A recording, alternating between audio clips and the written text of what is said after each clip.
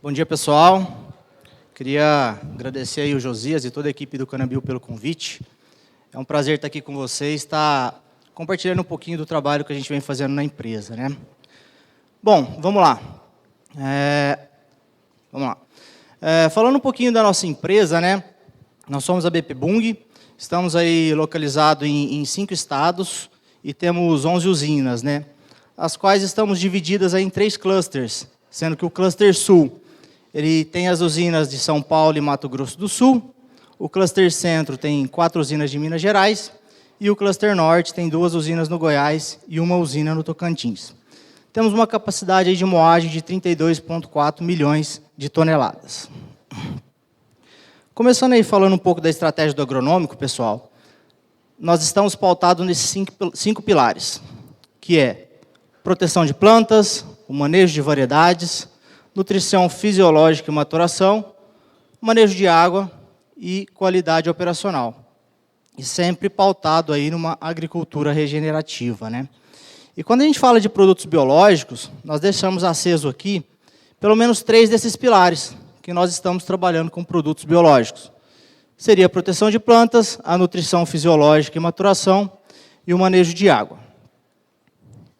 Partindo aí um pouco para a nossa evolução, como que a gente estava em 2019 e como que estamos hoje com relação à utilização de produtos biológicos. Partindo aí do pressuposto que nós temos aí de área própria, um pouco menos de 300 mil hectares, hoje nós fazemos a intervenção e aplicação de 2 milhões de hectares com produtos biológicos.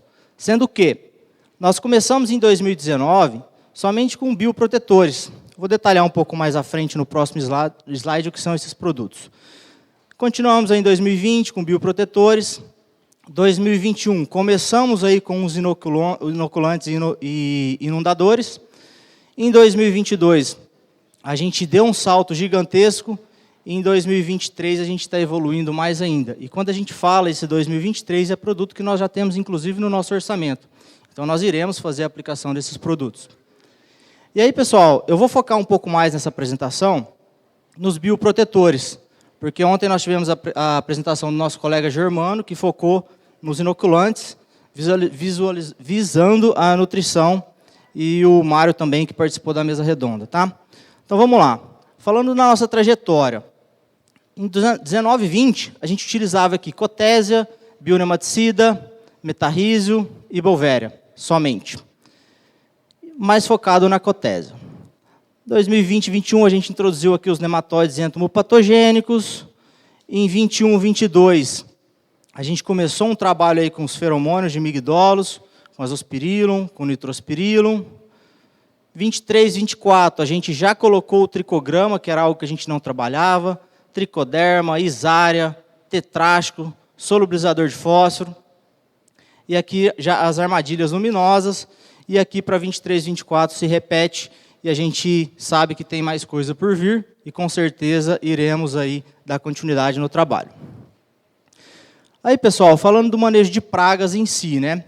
Hoje, a broca, a cigarrinha e os nematóides, elas estão presentes em todas as nossas unidades. E aí eu vou focar falando do manejo biológico e não vou falar muito do que a gente vem fazendo de químico, porque o manejo ele é integrado, né? Então a gente vem consorciando aí com químico e com outras questões também. Bom, falando de broca, o que nós fazemos hoje, né? Broca, hoje 100% das nossas liberações de cotésia, elas são via drones. E hoje a gente faz mais do que a nossa área, né? Então mais de uma vez a aplicação. Quando a gente fala de tricograma também, 100% das aplicações são via drones. Falando de tetrásticos, nós já fizemos aí nesse ano por volta de 15 a 20 mil hectares desse produto, que tem a mesma função, a função similar à da cotésia, de uma forma um pouco mais agressiva. Então, estamos introduzindo essa tecnologia dentro do grupo, também liberado via drones, reduzindo a exposição do nosso pessoal no campo e garantindo uniformidade e qualidade. E aí, pessoal, introduzimos a isária no ano passado. Fizemos aí uma área significativa. E é fantástico o que esse fungo vem trazendo para nós. Essa foto aqui é nossa, tá? Ela estava aqui dentro dessa palha, utilizando a lupa de aumento, aqui a colonização pela isárea, Cordíceps, isáreas, acho que está tendo uma transição de nome, né? Mas para nós é realidade, estamos utilizando e vamos continuar utilizando. Bolvéria, a gente não aplica bolvéria para controle de broca, a gente aplica para outras pragas, mas ela também tem efeito indireto em adultos de broca comum. E também o metarrísio, eu não trouxe nenhuma foto aqui, mas a gente sabe que o metarrísio também tem atuação nos ovos de broca. Falando de cigarrinha, pessoal, o metarrísio hoje é indiscutível a utilização desse produto para controle de cigarrinha. Hoje, 100% das nossas áreas recebe a utilização de metarrísio. Não tem discussão, esse produto ele é fantástico. A isárea é a mesma foto anterior, mas a gente também está posicionando a isárea para controle de cigarrinha, e aí nós já temos benefícios em duas pragas utilizando o mesmo produto, né, pessoal? E aqui eu sempre gosto de trazer essa foto, porque eu já tenho alguns anos de setor, sou um pouco antigo, e eu já fiz muito monitoramento de campo. E quando eu fazia monitoramento de campo, esse bichinho aqui ele era bem presente, que é o inimigo natural de cigarrinha. E a gente veio fazendo um manejo aí, nos últimos anos, totalmente químico. E esse bicho sumiu, eu não via mais esse bicho no campo. Hoje é um prazer a gente ir no campo, todas as vezes que eu vou no campo, a gente vê a presença novamente. Então a gente vê que o que a gente vai fazendo aí com relação à utilização de produtos biológicos, ele vem trazendo sim uma retomada desses inimigos naturais para a gente, que é extremamente importante. Falando um pouquinho de nematóides, pessoal, tem N produtos voltados para nematóides. Hoje 100% do nosso plantio, 100% da aplicação dos nossos nematicidas, eles são bionematicidas. Então a gente nem faz mais levantamento de nematóides para ver se é necessária a aplicação ou não. A gente aplica em 100% das nossas áreas, porque a gente sabe que além, mesmo se não tiver nematóide naquela área, nós temos aí benefícios indiretos, seja pela produção de fito-hormônios, o biofilme, proteção de algumas doenças. Então é indiscutível a utilização dos bionematicidas hoje, e o nosso grupo utiliza em 100% do nosso plantio. Entrando nos fenóforos, nós temos aí presente em 4 das nossas 11 usinas. E o que a gente vem vendo para os fenóforos, né? É importante ressaltar que o principal controle dos fenóforos, ele está no preparo do solo. Quando eu vou renovar o canavial, eu preciso eliminar aquela soqueira presente e aquelas pragas que estão lá remanescentes, né? Então não vai adiantar eu somente fazer o biológico nesse caso, assim como também temos alguns controles químicos consorciados. Mas o que a gente vem fazendo de biológico para essa praga? Os nematóides entomopatogênicos. No primeiro ano, nós fizemos aí por volta de 400 hectares no grupo. Essas fotos são nossas. Funciona. É extremamente bacana de ver esse resultado aqui. E esse bichinho aqui, vocês vão ver muito falar dele nos próximos anos. Nós já temos aí 2 produtos registrados no mercado de empresas diferentes e que realmente ele vem trazendo os resultados satisfatórios e não somente para esses fenóforos, né? Quando a gente fala de bolvéria, a gente já viu uma fotinha ali na broca, né? Nosso objetivo principal com a bolvéria hoje está para controlar o adulto dos fenóforos.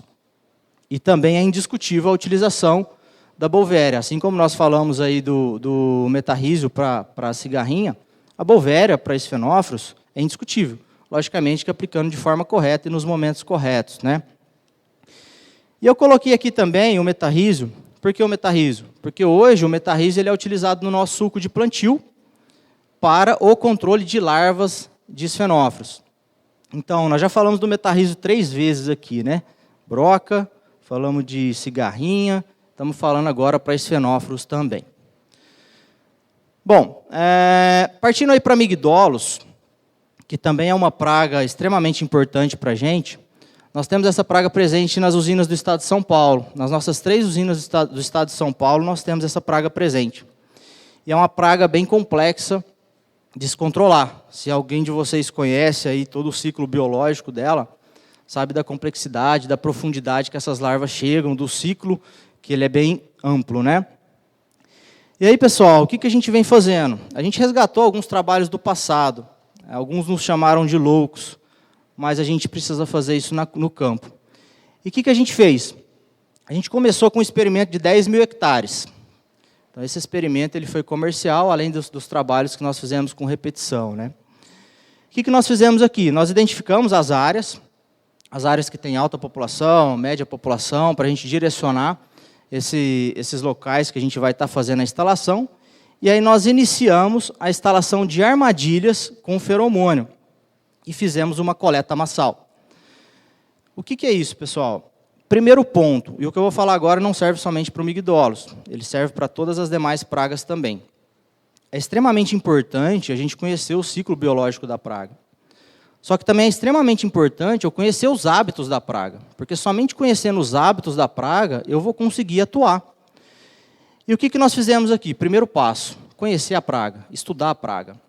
E aí nós começamos a entender que o adulto não se alimenta, que o macho ele sai do solo primeiro do que a fêmea, por volta das 7, 8 horas da manhã, que a fêmea sai por volta das 9, 10 horas da manhã, e que o pico de acasalamento aí fica entre 10 horas e meio-dia. Depois eles começam a retornar para as suas covas, né? E sendo que o macho sai primeiro, ele sai em busca de acasalamento. Se a fêmea não está lá, ele vai buscar algo para se acasalar. E aí foi onde nós, junto com um professor de uma universidade, instalamos aí em 10 mil hectares. Como que nós fizemos? Isso aqui, ó, ele é um funil com uma PET, então tem uma PET enterrada aqui no solo.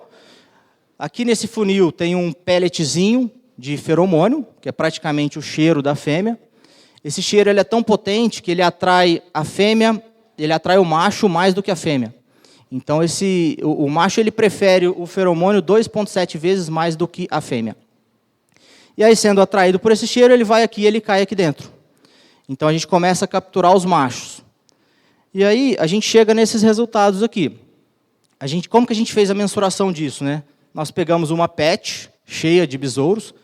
Comum a gente encontrar essas PET cheias, totalmente cheias. Dividimos ela em 4.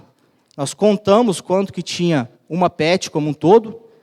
Demos notas de níveis para a gente mensurar. E aí, cada vez que a gente ia lá no campo, a gente precisa trocar esses feromônios uma vez por mês. Então, cada vez que a gente vai lá no campo, a gente substitui esses feromônios e a gente dava uma nota, né, para a gente quantificar o volume de adultos que tinha no campo. E aí, pessoal, dos 10 mil hectares que nós instalamos as armadilhas, em diferentes espaçamentos, em 6,7 mil hectares nós tivemos presença da praga. E nesses 6,7 mil hectares, nós coletamos 28 milhões de adultos, 28 milhões de machos que nós tiramos do campo. E aí, quando a gente sabe que a proporção de macho para fêmea é em torno de 1 para 1. Se a gente reduziu 28 milhões de adultos, com certeza ainda ficou macho no campo para copular com a fêmea, mas muito menos do que se a gente não tivesse feito essa coleta massal. E aí, desse ano agora, nós fizemos um trabalho de confusão sexual, que foi nada mais, nada menos do que inundar a área com feromônio. É um feromônio um pouco diferente, eu ainda não tenho autorização para compartilhar informações, mas a gente está fazendo esse trabalho de confusão, que aí vai eliminar essa coleta massal, que realmente ele é bem trabalhoso.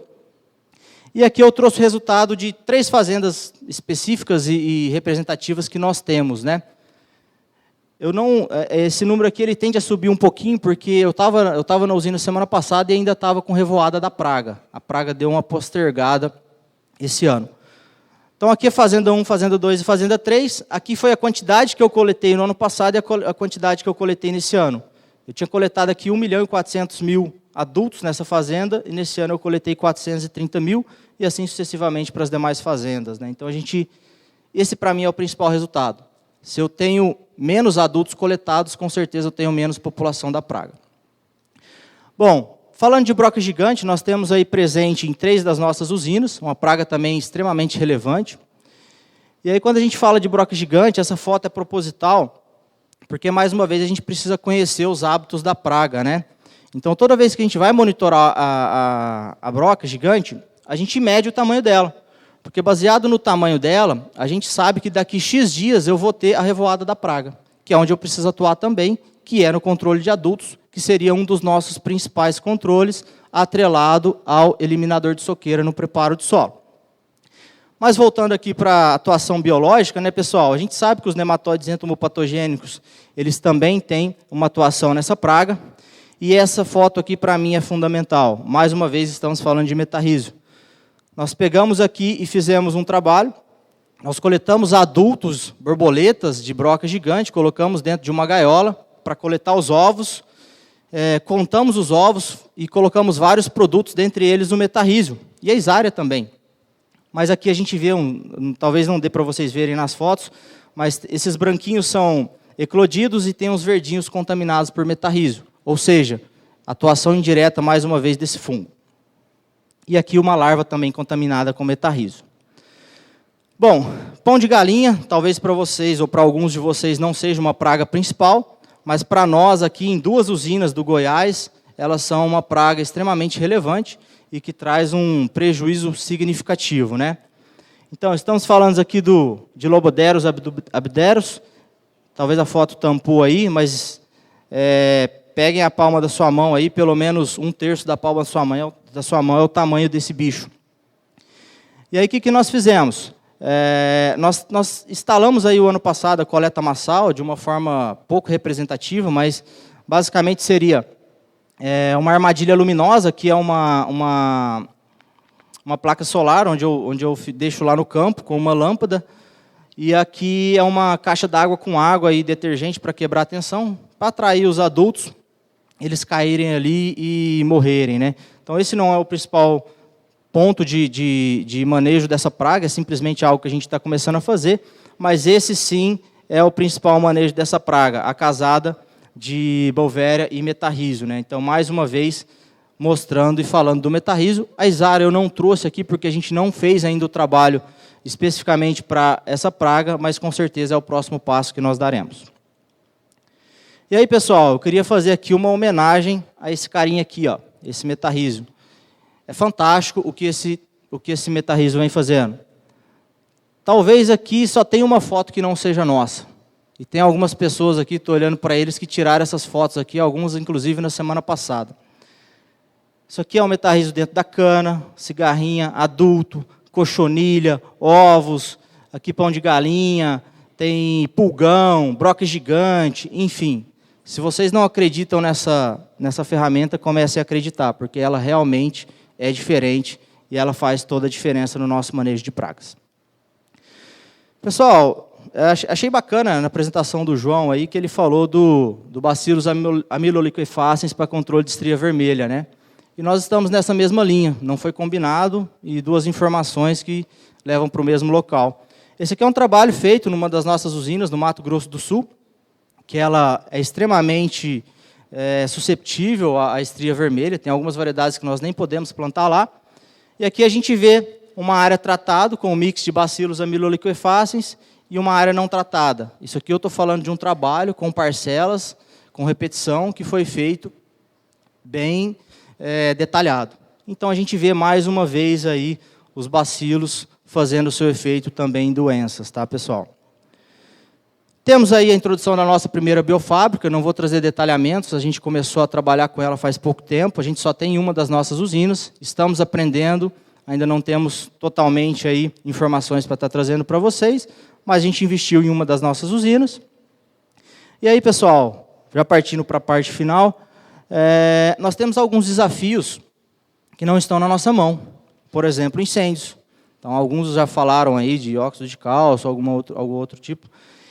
E se a gente fizer todo o trabalho, todo o manejo que a gente está fazendo com produtos biológicos e vier um incêndio, a gente perde quase que na totalidade o trabalho que a gente vem fazendo, né? E para isso a gente vem se preparando. A gente tem um trabalho bem bacana aí junto com o time de tratos com relação a acero. Se vocês passarem nas nossas usinas, vocês vão ver que os carreadores, beira de rodovia, não tem mato. Então a gente não deixa. Nós temos aí umas câmeras de monitoramento. Hoje nós já temos aí 5 usinas operando, 3 em instalação. Até o final do ano nós teremos 8 usinas e as demais usinas no próximo ano a gente vai estar com 100% essas câmeras que elas detectam fumaça e nos direcionam para qualquer acidente de incêndio. E, acabei pulando aqui. E também nós temos caminhões bombeiros totalmente automatizados, né, pessoal?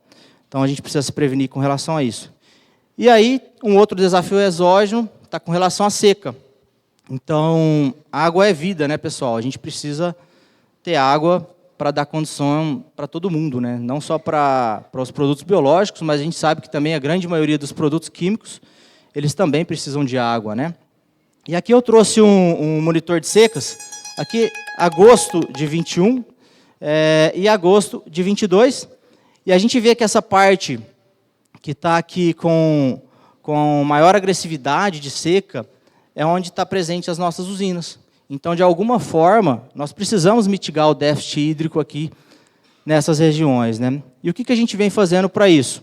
A gente vem se preparando aqui na matriz de colheita. Eu trouxe um resumo aqui, logicamente que isso aqui está atrelado às restrições de cada uma das usinas, questões operacionais, mas o que a gente está buscando, né? Então, o ambiente de manejo nosso, ele é dividido em fertirrigação de aspersão, que ele praticamente tem uma linearidade ao longo do ano. A gente está investindo em salvamento no meio de safra, para a gente, no período mais seco, a gente precisa salvar esse canavial, disponibilizar água. A irrigação suplementar, que seria um pivô, um gotejamento, a nossa estratégia é investir para o final de safra, que é onde tem o maior déficit hídrico, e as áreas de sequeiro, a gente trabalhar nas pontas, principalmente no início de safra e alguma coisa que sobrar no final de safra. Logicamente que esse aqui é o mundo ideal, não estamos dessa forma nesse momento, mas a gente está se preparando para ficar o mais próximo possível dessa realidade, além de que nós colhemos aí os ambientes desfavoráveis primeiro, depois a gente colhe os ambientes favoráveis, colhemos aí primeiro as variedades precoces, depois os de PUI mais curto, depois as demais variedades, e fazemos aí a escalinha de primeiro, segundo, terceiro e demais variedades, para a gente tentar mitigar um pouco aí o déficit hídrico. As nossas técnicas de manejo, né, essa aqui é a evolução diária com vinhaça, falando de cave mais aspersão, que a gente vem fazendo do total da nossa área cultivada de tratos, e aqui do lado a área irrigada, fertirrigada, que a gente vai evoluir ao longo dos anos, né? Bom, pessoal, partindo agora para o final mesmo, a gente precisa realmente dar condição e deixar esses micro-organismos trabalharem, porque somente dessa forma a gente vai ter um retorno aí de forma sustentável para o nosso setor. Agradeço a todos, espero ter contribuído com vocês. Obrigado.